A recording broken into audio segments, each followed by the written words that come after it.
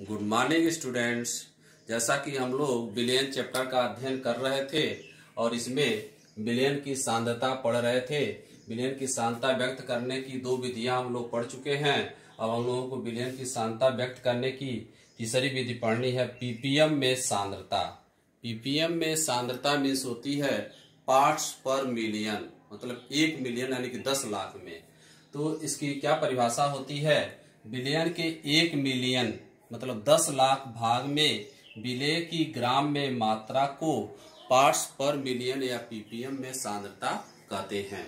Ppm में सांद्रता बहुत तनु विलयनों के लिए प्रयुक्त किया जाता है या उन विलयनों के लिए प्रयुक्त किया जाता है जिनका घनत्व तो बहुत ही कम होता है। जैसे सोडियम क्लोराइड का घनत्व यदि 1 ग्राम प्रति ml है तो उसकी सांद्रता को व्यक्त करने के लिए पीपीएम में सांद्रता लिखा जाता है। तो यह हुआ पीपीएम में सांद्रता। इसके बाद होता है स्टूडेंट ग्राम प्रति लीटर में सांद्रता होती है। ये बहुत प्रचलित सांद्रता है, ग्राम प्रति लीटर सांद्रता, जिसकी हो जाता है ग्राम में भार बटे आयतन लीटर में।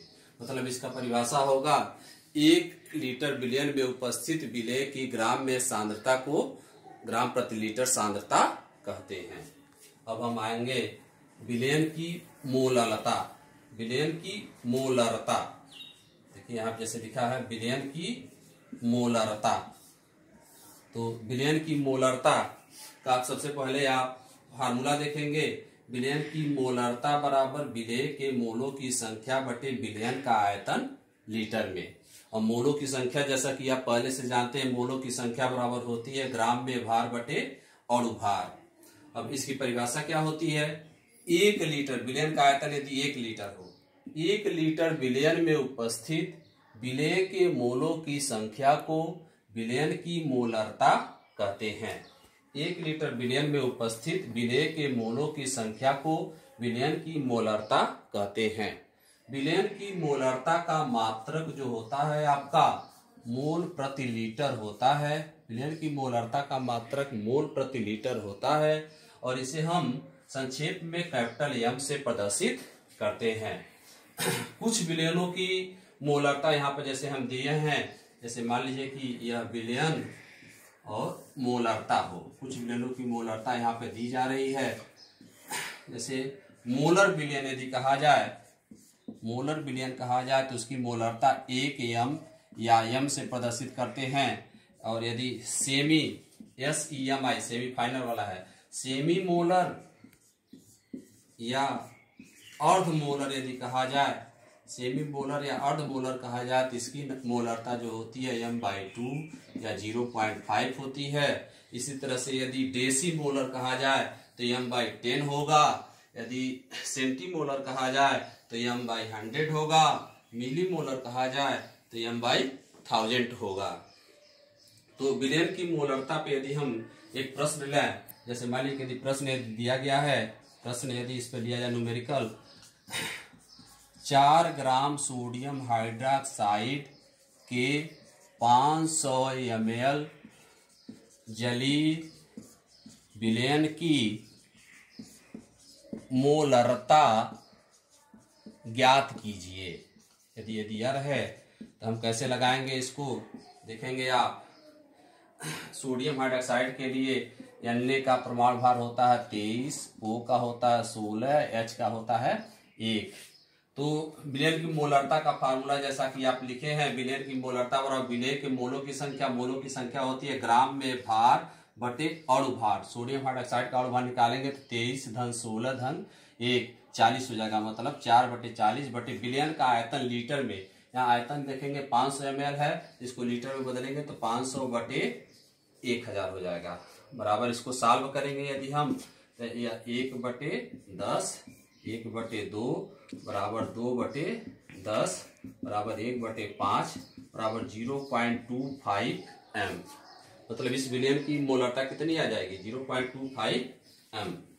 यह मोलरता हुआ। और सब इसमें आंकिक प्रश्न आप क्या कर सकते हैं, किताब से आप देख के सरल कर सकते हैं। अब आएंगे हम विलयन की मोललता पे आएंगे। विलयन की मोललता क्या होती है? Molality of solution.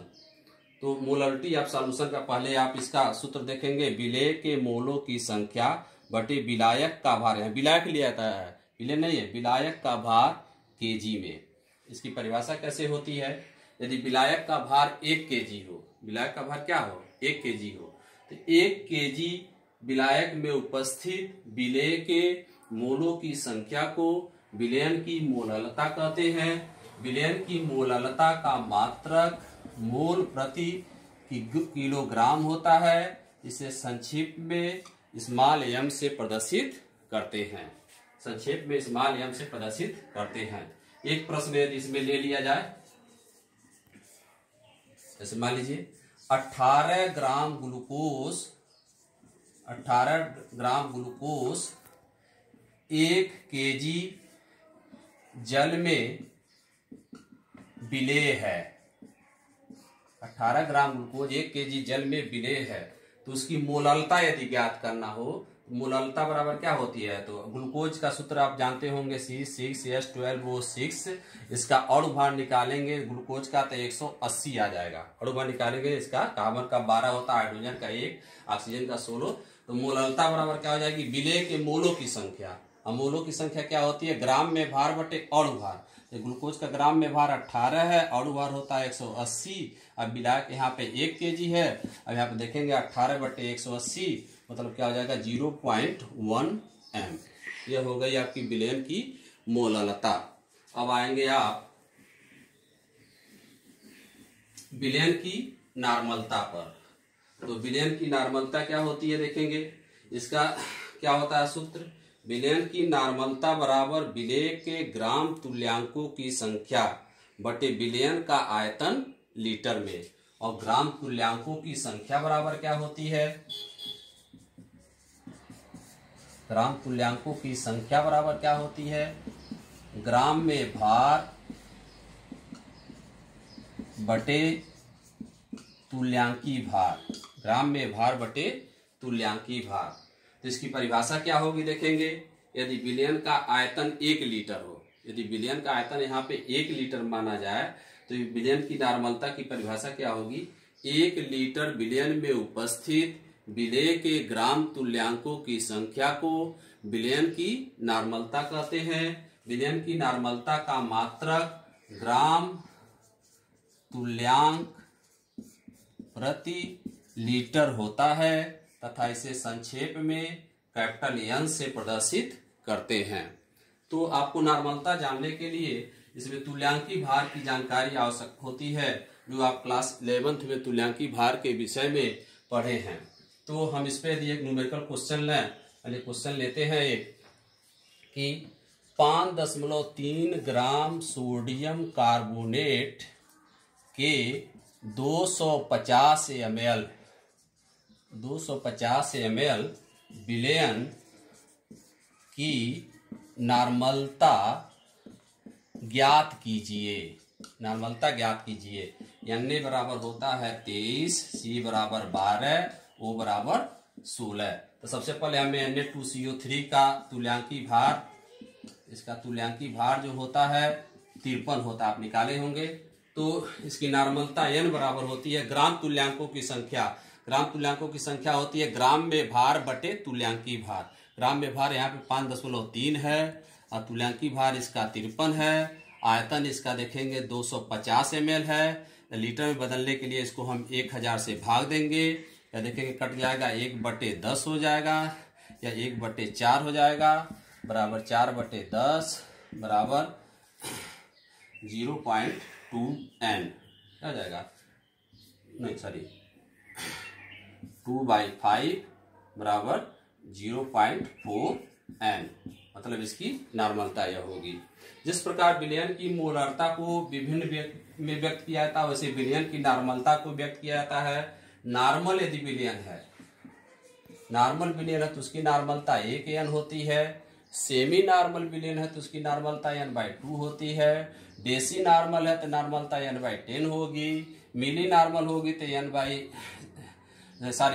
Senti normal होगी तो n/100 होगी। मिली नॉर्मल होगी तो n/1000 होगी। यह तो रही विलयन की नार्मलता। अब हम आप आएंगे